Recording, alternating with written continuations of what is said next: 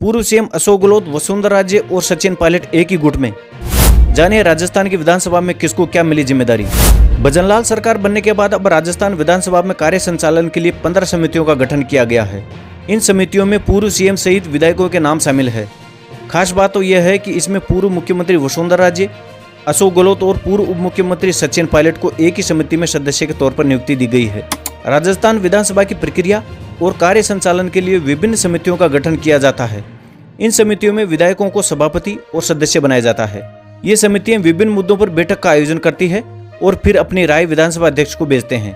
इन सदस्यों की सिफारिश पर विधानसभा अपना फैसला लेती है। प्रदेश में भाजपा की सरकार के गठन के बाद अब 15 समितियों का गठन किया गया है। इन समितियों में अलग अलग विधायकों को अलग अलग जिम्मेदारियां दी गई है। पूर्व मुख्यमंत्री अशोक गहलोत और वसुंधरा राजे और पूर्व उप मुख्यमंत्री सचिन पायलट को एक ही समिति में सदस्य के तौर पर नियुक्ति दी गई है।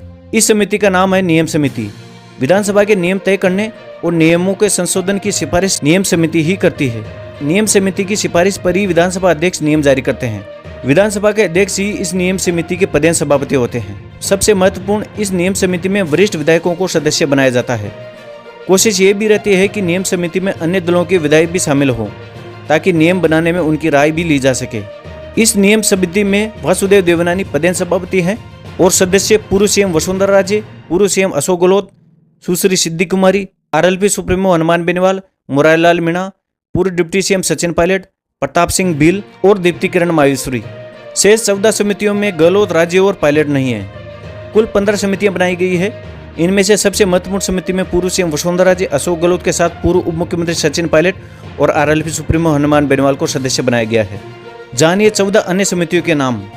सदाचार समिति, स्थानीय निकायों और पंचायत राज संस्थाओं से संबंधित समिति, विशेषाधिकार समिति, अधीनस्थ विधान संबंधी समिति, याचिका समिति, सरकारी आश्वासनों संबंधी समिति, प्रश्न एवं संदर्भ समिति, पर्यावरण संबंधी समिति, पुस्तकालय समिति, महिलाओं एवं बालकों के कल्याण संबंधी समिति, पिछड़े वर्ग के कल्याण संबंधी समिति, अनुसूचित जाति कल्याण समिति, अनुसूचित जनजाति कल्याण समिति, अल्पसंख्यकों के कल्याण संबंधी समिति।